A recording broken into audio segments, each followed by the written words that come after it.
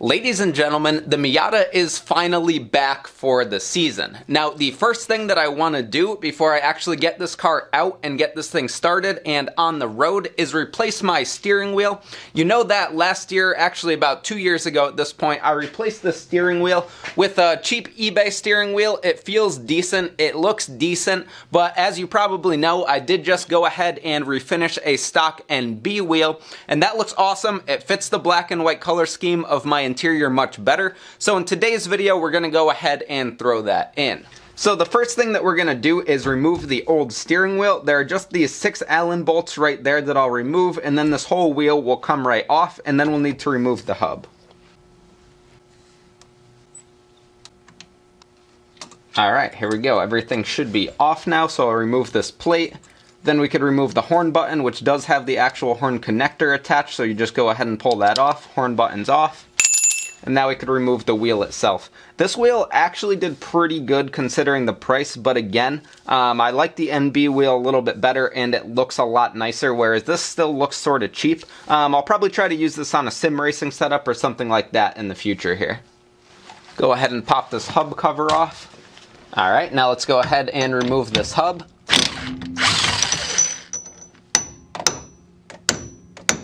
There we go.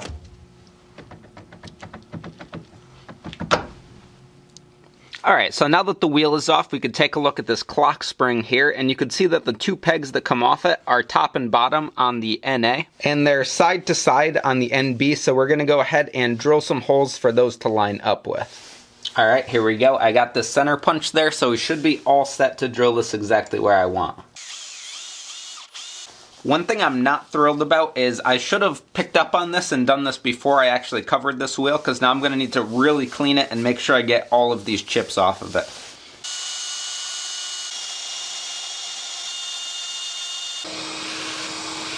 Next thing we're going to do is get this wheel in place here and get this thing ready to be bolted on. Aligning the clock spring so that stays right. It's not quite right though. Get that wire up in there like that, and alright, now we are all set to go ahead and put that nut on for this wheel.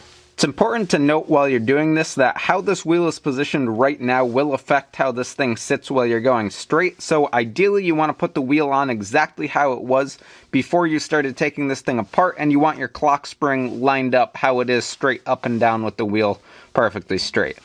Alright, now I got that nut on there, and the other thing that I did was connect the horn wire to where it goes on here. Now, this stuff gets a little bit complicated, and I want you guys to look this up on your own if you're going to go ahead and do this, because you could also connect your airbag, but I am not going to get into that in this video.